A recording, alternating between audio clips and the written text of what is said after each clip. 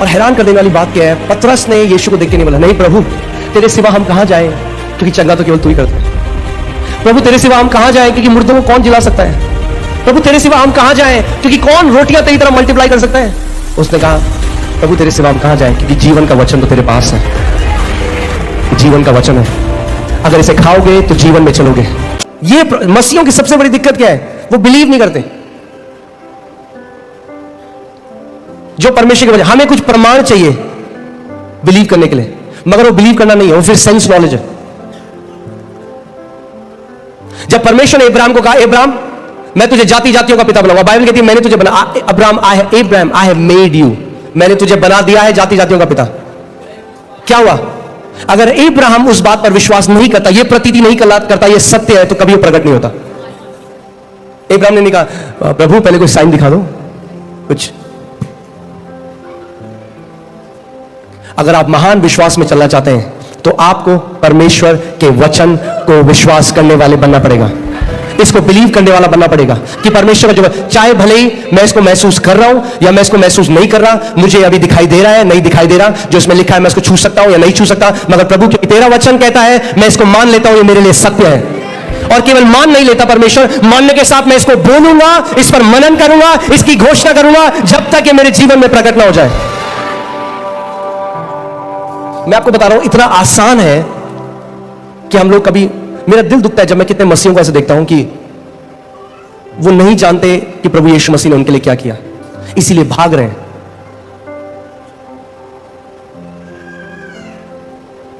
अगर जय में जीना है तो वचन से चलने वाला बनना पड़ेगा।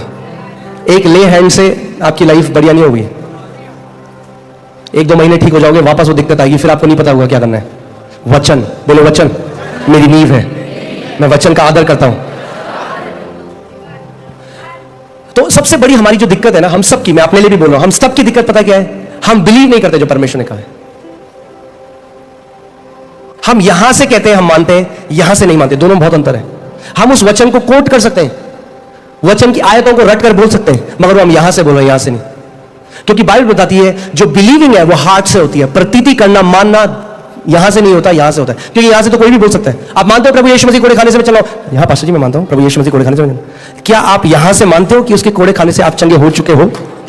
क्योंकि अगर हम यहां से मानते तो फिर वो जब ऊपर जाता तो हमारे वचन कुछ और होते,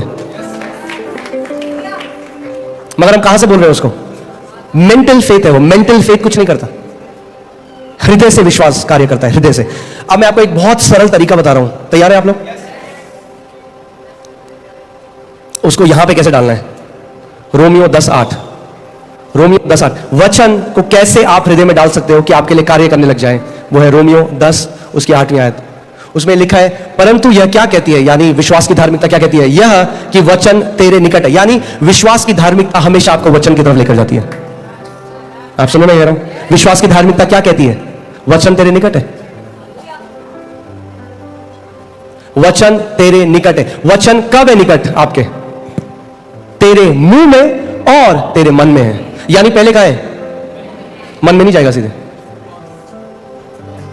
पहले आपके मुंह में है। जो भी चीज आपके मुंह से लगातार आप बोल रहे हो वो आपके दिल में चली जाती है, आपके मन में चली जाती है, और फिर उसकी बहुतायत से जब आप बोलते हो, आप ध्यान सुनिए इस बात को, 3 चीजें आपके चमत्कार के लिए, बोलो मेरा कान, मेरा हृदय और मेरा मुंह।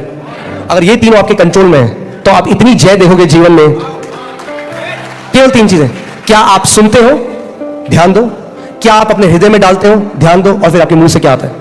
मगर हृदय में कैसे जाएगा? मुंह से। तो यानी अगर आपका कान और मुंह सही है तो हृदय भी सही हो जाएगा। विश्वास कैसे आता है? सुनने से, ठीक है। विश्वास सुनने से आता है, मगर सुनना कैसे होता है? बोलने से। कोई बोलेगा तभी तो सुनोगे। तो सबसे पहले क्या करना है? बोलना सीखना है। पड़ोसी को बोलो हमें बोलना सीखना है, हमें बोलना सीखना है।